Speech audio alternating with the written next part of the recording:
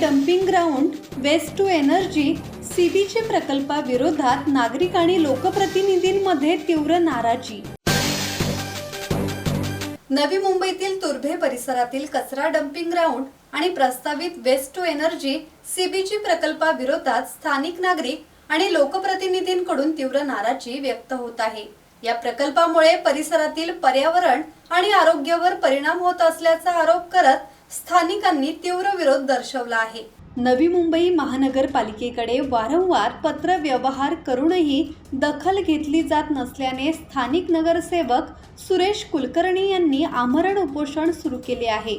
जोपर्यंत dumping ground आणि प्रस्तावित प्रकल्प स्थलांतरित होत नाहीत तोपर्यंत माघार घेणार नाही असा ठाम इशारा त्यांनी दिला आहे।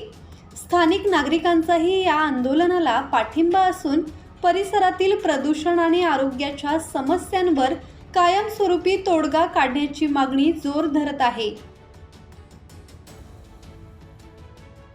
त्या ठिकाणी ही पूर्वी कोपरखेलला डम्पिंग ग्राउंड होता। 15 वर्ष 16 वर्ष तिकडे होतं डम्पिंग ग्राउंड। त्या ठिकाणी नंतर मग त्या ठिकाणी त्यांचं म्हणणं होतं की तुर्भ्याला आणले। त्यांचं म्हणणं होतं की त्या ठिकाणी काम चालू आहे, डम्पिंग ग्राउंडचं काम चालू आहे, 1-2 महिन्यासाठी आम्ही इथं ठेवू। 2 महिने झाले, आता 15 वर्ष झाले ते 100 एकर जागा संपूर्ण लँडफिल साईड भरून टाकलेले। आज ते परत चला आम्ही आज एवढं वर्ष आम्ही सहन केलेले आहेत। त्या ठिकाणी आजार पडलेत लोक, काही लोक मेले, काही लोकांना टीव्ही झाले, काही लोकांना दम्याची बिमारी झाली। आज ही परिस्थिती बघितली तुम्ही, खूप बिकट परिस्थिती आहे। अशा बिकट परिस्थितीमध्ये पण त्या ठिकाणी अजून एक waste to energy plant CBG हा प्लांट आणणार आहे। त्या ठिकाणी ती प्लांट आणणार कधी, तुमची हे जेवढी एक म्हणजे 8 शेल पूर्ण डम्पिंग ग्राउंड क्लिअर झालेले, भरले, डोंगर उभं केलेत, त्यातून फक्त 4 आणि 5 डोंगर हा दोन्ही लँडफिल साईड खाली करणार, कचरा दुसरीकडे टाकणार, त्या ठिकाणी येऊन प्लांट बसवणार आणि वेस्ट टू एनर्जी हा प्लांट तिथं बसवणार आहे। हा कचरा म्हणजे कचरा काढायसाठी त्यांना 2 वर्ष लागणार आहे, पण त्या ठिकाणी नंतर प्लांट बसवणार। त्या ठिकाणी प्लांट बसला तरी तीच बिमारी येणार आहे। आता टीव्ही, दम्याची बिमारी, जर उद्या ती आले तर कॅन्सरची बिमारी चालू होईल, चिमणी बसवतील, कार्बन उडल, हीट वाढल। पण फक्त आमच्या झोपडपट्टीतच काय एवढं राजकारण चालू आहे? कशा करता आमच्या झोपडपट्टीच्या लोकांना की इथून आम्हाला पळवायची, कोणाच तर घशात टाकायची का जागा ही? आम्हाला असा शंका वाटतंय आज।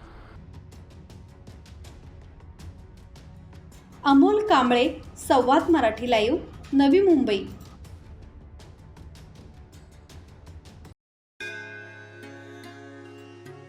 श्री गणपती संस्थान महड, तालुका खालापूर, जिल्हा रायगड। श्री वरदविनायकाच्या भक्तांसाठी भक्त निवासाची सोय, स्वच्छता आणि 24 तास गरम पाणी, सीसीटीव्हीची नजर। आगाऊ नोंदणीसाठी संपर्क करा 02192 26 69 12 72 76 47 38 54।